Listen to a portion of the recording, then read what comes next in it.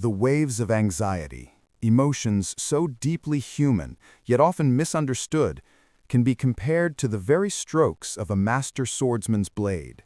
Sharp, penetrating, yet essential to mastery itself, because without the tremor of uncertainty, there is no refinement, no awareness, no awakening of the senses. At first glance, anxiety seems debilitating. It is that knot twisting in the stomach when the world feels too heavy, the restlessness of the mind that refuses to be silent, the sleepless nights staring into the ceiling while your thoughts spiral into realms you never wished to enter.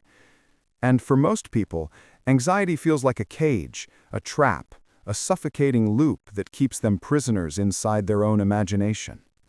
For many, anxiety is the enemy of progress, the barrier guarding the doorway to a fuller, more courageous life.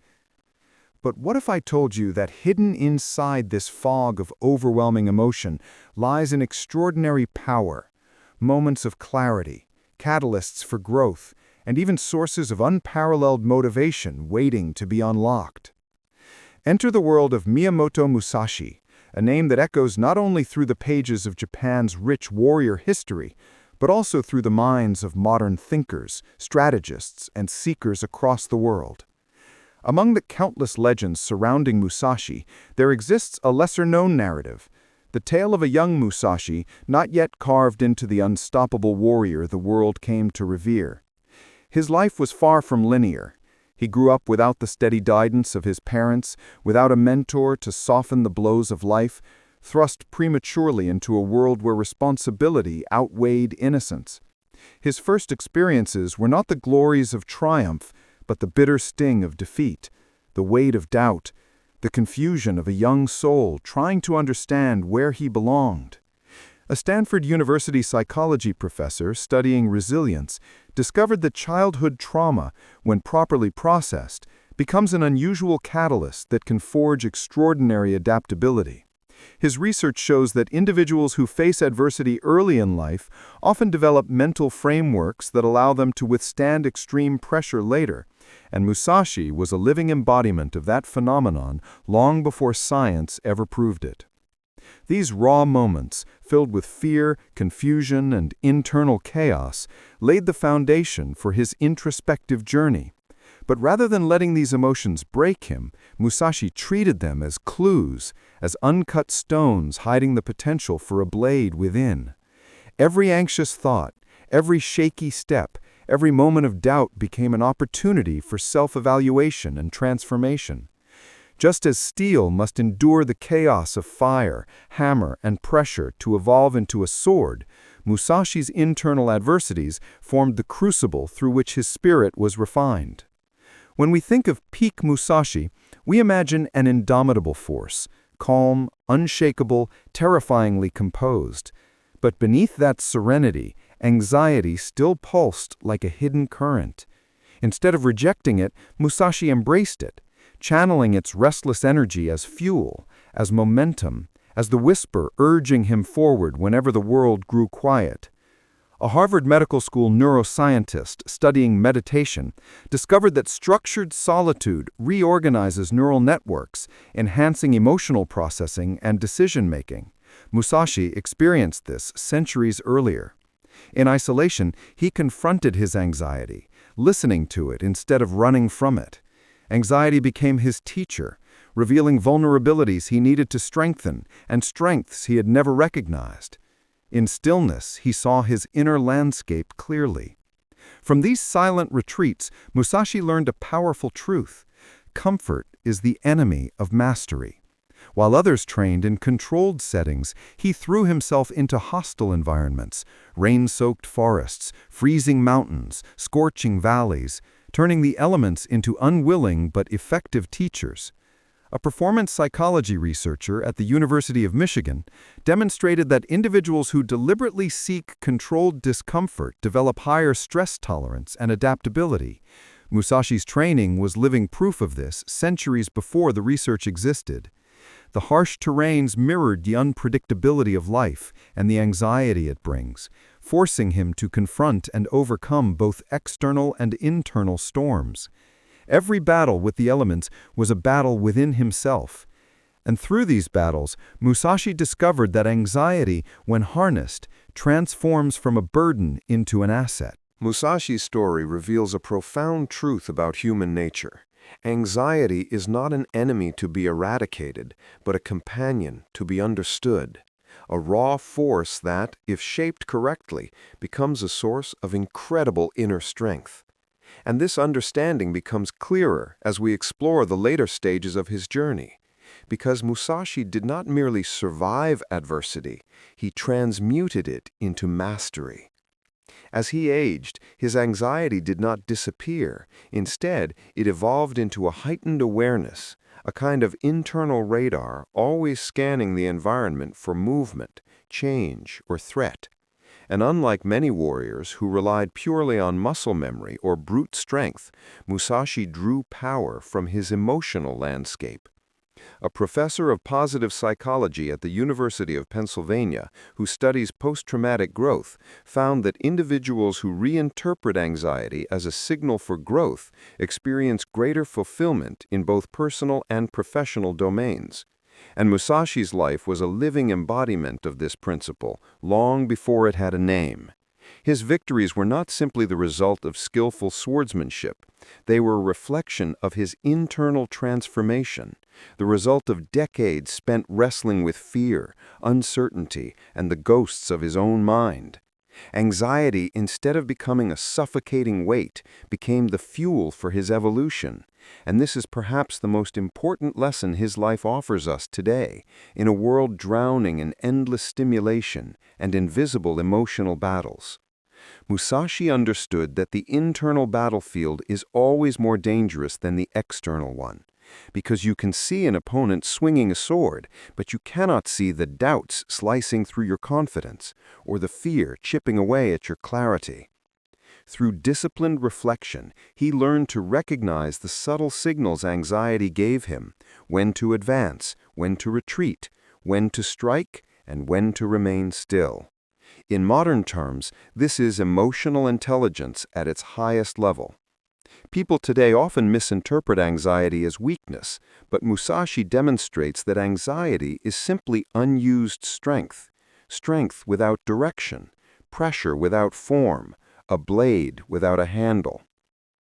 When refined, anxiety becomes anticipation, intuition, and strategic foresight. When ignored, it becomes panic, paralysis, and self-destruction. One of Musashi's greatest strengths was his ability to step into discomfort voluntarily. While others sought controlled, predictable routines, Musashi deliberately shattered patterns, training in unpredictable terrain and fighting opponents who forced him out of comfort, because he believed that only through chaos could he learn to control chaos. This is the same principle used in modern resilience training programs for elite soldiers, pilots, and high-performance athletes. Exposure to stress in controlled environments builds mental immunity. Musashi's training regimen centuries ago mirrored what we now call stress inoculation, making him emotionally flexible, strategically adaptable, and physically unshakable. His willingness to confront anxiety rather than shield himself from it allowed him to grow faster than others who stayed within the boundaries of familiarity. Musashi knew that if you only train in smooth conditions, you will break in the storm. But if you train in the storm, no storm can break you. One of the most misunderstood aspects of Musashi's philosophy is his concept of seeing the unseen, which was not mystical, but deeply psychological. He believed that anxiety reveals what the conscious mind ignores, tiny shifts in energy, posture, intention. He famously said that in combat, you must see the opponent's heart, not his weapon. Modern psychologists refer to this as heightened situational awareness, a skill often sharpened by individuals familiar with anxiety because their nervous system is already trained to scan the environment for subtle cues. What others experience as overthinking, Musashi experienced as insight. What others saw as nervousness, Musashi transformed into readiness. This ability made him nearly impossible to predict or ambush because he was always one step ahead, not due to supernatural instinct, but because he learned to listen to the voice within that most people try to silence. But Musashi's lessons extend far beyond combat. Anxiety often pushes people to seek external validation, but Musashi went the opposite direction, into solitude. His retreats into caves, forests, and mountains were not escapes from the world, but confrontations with his truest self. Solitude stripped away distraction, revealing fears he could not see in the noise of everyday life. Today, psychologists know that mindfulness and isolation help regulate emotional responses, strengthen cognitive control, and enhance decision quality. Musashi understood this intuitively. In silence, he spoke to his anxiety instead of running from it. He asked it questions. What are you trying to warn me about? Where am I unprepared? Which part of myself am I avoiding? In that dialogue, he transformed anxiety from an enemy into a mentor. This is why when he emerged from these solitary sessions, he seemed sharper, more grounded, and more strategic. The world saw an invincible warrior. Musashi saw a student continually battling his own shadow. As he grew older, Musashi became increasingly aware that the greatest threat to mastery is comfort. Comfort dulls awareness, weakens instinct, and softens the spirit. He avoided it with the same intensity that most people chase it. Instead, he lived minimally, carrying few possessions, training relentlessly, constantly seeking new challenges. This lifestyle mirrored the neuroscience principle that the brain thrives under moderate challenge, but decays under prolonged ease. Musashi understood this centuries before anyone studied neuroplasticity. And this leads to the profound message his life offers us today. Anxiety is not a sign that you are broken. Anxiety is a sign that you are alive, alert, and capable of evolution. Just like Musashi, you can treat your anxiety as a source of power if you learn to decode it instead of suppressing it. His entire life teaches one foundational truth. Anxiety becomes suffering when you resist it, but it becomes strength when you embrace it.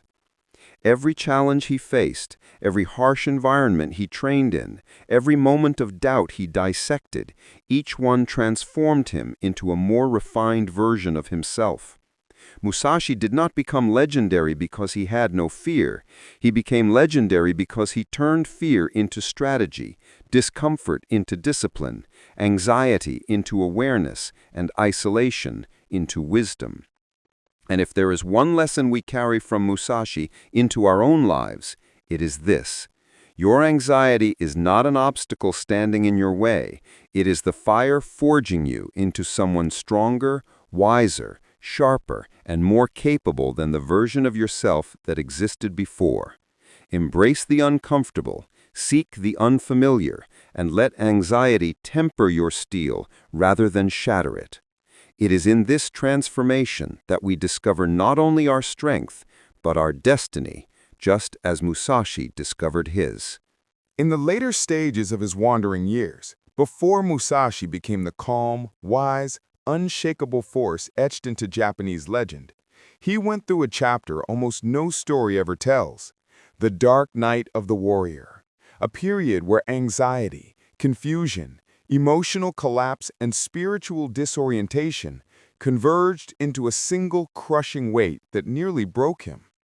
Contrary to the myth of endless victories and flawless composure, Musashi faced inner turmoil so intense that it nearly drove him away from the path of the sword itself.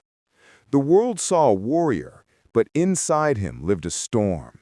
Anxiety that seeped into his bones, doubts that echoed louder than any clash of steel, and a haunting sense that something essential inside him was cracking. During this time, Musashi wandered deeper into unfamiliar territories, not searching for opponents, but for answers. Many of his early victories brought praise, but in moments of solitude, he felt something unsettling. He wasn't fighting because he sought enlightenment. He was fighting to outrun himself. This realization tore into him like a blade. A professor of existential psychology from Kyoto University once said that every individual who walks a path of greatness eventually confronts a moment where identity dissolves, where everything familiar collapses into silence.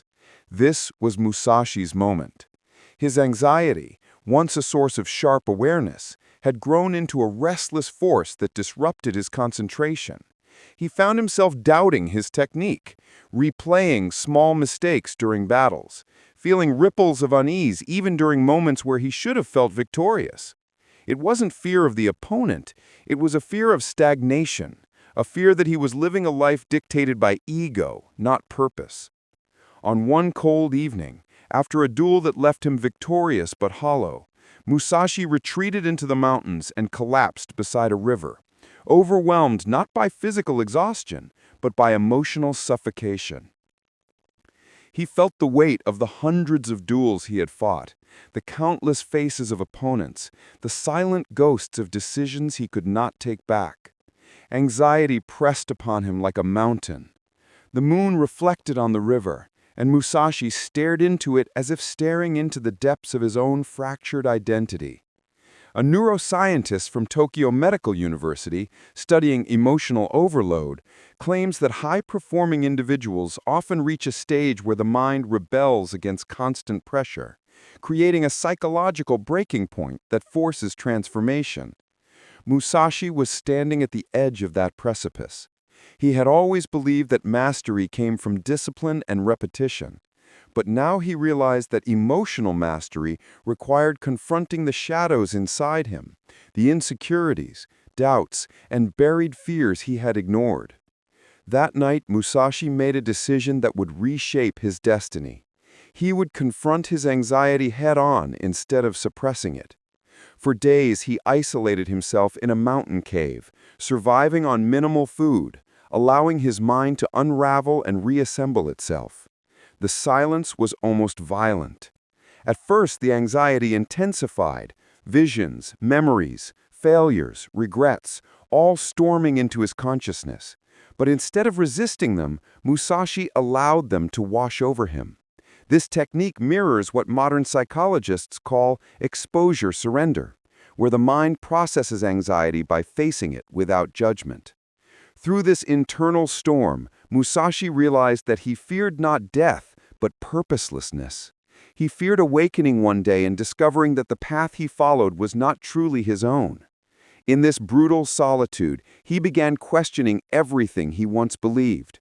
Why do I fight? What am I seeking? Who am I without my sword? And this questioning cracked open layers of his psyche. Days turned into weeks. His body weakened, but his clarity sharpened. He noticed small things, the sound of dripping water, the way the wind shifted inside the cave, the warmth of sunlight crawling across cold stone. Slowly he began to understand the truth. Anxiety was not destroying him, it was awakening him. It was pointing to the areas of his life that lacked alignment, urging him to evolve. A philosopher from the University of Nagoya once wrote that anxiety is not a malfunction, but a message, a signal that the soul is attempting to grow beyond its current identity. Musashi now understood this deeply. When he finally stepped out of the cave, his eyes carried a different light, not the fire of a young warrior hungry for victory, but the steady glow of a man who had faced his inner demons and survived. This rebirth marked the turning point of his life. He stopped fighting for approval, fame, or dominance, and instead began fighting for understanding, principle, and truth. His anxiety transformed from a noisy storm into a quiet compass, guiding him toward deeper mastery. The dark night did not destroy Musashi, it refined him. As Musashi emerged from his emotional collapse, he stepped into a new philosophical territory that few warriors ever reach, a realm he later described as the way of no enemy, a profound state where the greatest battles were not against opponents, but against illusions, ego, and internal distortions. This evolution did not happen through victory or brilliance, but through a deep confrontation with anxiety itself. Many believe that enlightenment is a sudden flash, but in Musashi's case, it was a slow awakening born from silence, discomfort, and the dissolving of his old identity. The way of no enemy begins with a simple yet terrifying concept. The opponent you see in front of you is never the real threat. The real threat is the conflict within yourself. Anxiety becomes the blade that reveals these internal conflicts. After his time in the cave, Musashi's perception began to shift. Every duel he fought, every person he met, every sound he heard in nature, all of it felt different. He no longer viewed anxiety as a disruption, but as a signal pointing him toward unseen truths. A cognitive scientist at Kyoto Institute of Mind Studies notes that anxiety increases interoceptive awareness, meaning it deepens a person's ability to sense internal states. Musashi experienced this firsthand. He could now detect subtle emotional shifts within himself, the tiniest tremors of fear, irritation, or hesitation. Instead of seeing these feelings as weaknesses, he treated them as maps revealing where ego was still alive. The more he observed, the more he understood that the enemy was nothing more than a projection of his own internal tension. If he felt threatened, it was because his ego demanded security. If he felt anger, it was because his identity wanted control. If he felt anxious, it was because his mind was clinging to outcomes instead of flowing with reality. This insight became the foundation of the way of no enemy. Musashi began practicing a method similar to what modern mindfulness experts call non-dual observation. He separated what he felt from who he was. Anxiety became a wave passing through consciousness rather than a force controlling him. By observing it, he dissolved its power. During this period, Musashi stopped seeking duels. Instead, he observed the world with quiet eyes, studying how people created unnecessary suffering through their interpretations. In marketplaces, he watched merchants argue over imagined threats. In villages, he saw farmers fear tomorrow's weather even when today was peaceful. He realized that most human battles were illusions created by the mind. Anxiety, when misunderstood, makes illusions appear real, but when observed, anxiety reveals the falsehood behind those illusions. Musashi's teachings began focusing not on defeating opponents, but on dissolving the internal conditions that create conflict. A Buddhist scholar from Nara University explains that this perspective echoes Zen principles where emptiness is not nothingness, but freedom from distorted perception. Musashi began embodying this freedom. When confronted by an aggressive swordsman seeking to challenge him, Musashi felt no fear, no irritation, only a calm awareness. He saw the man not as an enemy, but as a person lost in his own narrative of pride and insecurity. Musashi defeated him effortlessly, not because of superior technique, but because Musashi had no internal conflict. His mind was empty, his emotions fluid, his awareness sharp. The swordsman swung with tension. Musashi moved with clarity. This incident sparked what later became one of his deepest realizations. The person ruled by anxiety becomes predictable, but the person who has befriended anxiety becomes unstoppable. In emptiness, no internal enemy remains, and therefore no external enemy can truly threaten you. This realization shaped the later chapters of his Book of Five Rings. Musashi refined this further through nature. He spent hours watching waves crash against rocks, trees sway in storms, animals adapt to changing landscapes. He saw that nature held no sense of enemy. Storms did not compete with mountains. Rivers did not fight with stones. Each force simply moved according to its nature. Humans, however, created resistance through ego, fear, and projected stories. Anxiety was the mind warning that something inside was resisting reality. Once that resistance dissolved, the anxiety transformed into intuition, presence, and awareness. a modern sports psychologist from Osaka University, found that elite fighters perform best when their mind enters a state of non-resistance, where they perceive the opponent without internal tension. Musashi discovered this centuries earlier. The way of no enemy was not about avoiding conflict, but about understanding that true conflict occurs only when the mind is divided. When Musashi's internal division dissolved, he entered a state of flow that made him nearly impossible to defeat. The greatest transformation happened when he realized that the sword was never meant to conquer others, but to refine the self. In emptiness, anxiety becomes wisdom. In resistance, anxiety becomes suffering. Musashi chose wisdom, and the world would never forget it. In the final years of his life, long after the duels faded, long after the applause quieted, Musashi entered a stage of enlightenment rarely understood by those who only see him as a warrior. These years were not defined by battles or travels, but by an inner radiance, a mental clarity that transformed his relationship with anxiety into something almost sacred. By then, Musashi had realized that anxiety was not merely a tool for survival, not merely a weapon sharpened into focus, but a doorway into profound self-awareness, a constant whisper guiding him toward deeper truth. When he sat in silence inside Reigando Cave, the place where he would write the Book of Five Rings, he reflected not on strategy or technique, but on the inner mechanics of the human mind. He saw how anxiety shaped people's lives, how it pushed some into greatness and trapped others in fear. He understood now that anxiety was neither enemy nor friend. It was enlightenment disguised as discomfort. A Harvard contemplative science researcher once explained that anxiety heightens cognitive flexibility, allowing the mind to shift perspectives more fluidly. Musashi lived this truth. At the cave's entrance, he would spend hours watching the horizon, interpreting the shifting patterns of wind, clouds, and bird movements. In those small symbols of nature, he saw reflections of the mind, restless, shifting, unpredictable, yet filled with intelligence. He realized anxiety was like wind, invisible but powerful, capable of guiding movement if respected, capable of destruction if resisted. The key was harmony, not elimination. During this period, Musashi's writing changed tone. Instead of describing victory, he described understanding.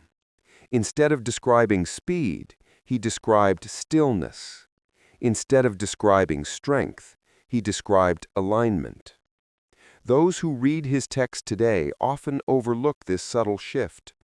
The later Musashi was no longer teaching how to win battles, he was teaching how to transcend them. He wrote, "From one thing, know 10,000 things," meaning that if you understand the deeper mechanics of your internal world, you can understand all external phenomena. Anxiety, he realized, was the gateway to this universal understanding. Every time the mind tightens, it reveals an attachment. Every time the breath shortens, it reveals fear. Every time the heart races, it reveals longing. Instead of trying to suppress these signals, Musashi examined them with the precision of a swordsmith studying cracks in steel. He asked, "Why does this moment stir me? What expectation am I clinging to? Which thought is creating resistance?" This introspection mirrors what modern therapists call cognitive diffusion, where individuals detach from thoughts instead of identifying with them. Musashi reached a stage where anxiety lost its sting. It became a quiet vibration, a signal of alignment or misalignment. If he felt anxiety while writing, it meant he was forcing words instead of allowing wisdom to speak. If he felt anxiety while training, it meant his body and intention were not synchronized. Through this awareness, he entered what psychologists today call meta-consciousness, the ability to observe the workings of one's own mind. This is one of the highest forms of human evolution. In this state, anxiety cannot control you because you no longer mistake it for reality. Musashi often reflected on his youth, on the impulsive boy who once swung swords wildly, driven by insecurity rather than wisdom. He felt compassion for that version of himself, but he also recognized that without those storms, he would never have reached this calm. Anxiety had been his first teacher, his sharpest ally, his relentless mirror. It was anxiety that had led him into duels, anxiety that drove him into solitude, anxiety that forced him into introspection, anxiety that broke him and rebuilt him stronger. In the final stage of his evolution, Musashi discovered something profound. Enlightenment was not the disappearance of anxiety, but the integration of it. True mastery was not the absence of struggle, but the ability to use every emotion as fuel for awareness. A Zen monk visiting Musashi late in life recorded that his presence felt like standing near a mountain, still, vast, and humbling. That is the energy of someone who transcended internal conflict. In his final months, Musashi taught his students not how to fight, but how to see. He told them that the sword was merely a path to the mind, and the mind was a path to truth. He wrote, "If you know the way broadly, you will see it in all things." And what he meant was this: if you understand your anxiety, you understand your nature. If you understand your nature, you understand life. Musashi's last breath was taken not in fear, but in awareness. His eyes were calm, his posture dignified, his mind unclouded. His journey, from chaos to mastery, from anxiety to enlightenment, became immortal not because he was unbeatable, but because he learned to transform emotional turbulence into spiritual clarity. And the message he leaves us is timeless. Anxiety is not an obstacle on the path. It is the path. Those who dared to listen to it will discover not destruction, but awakening.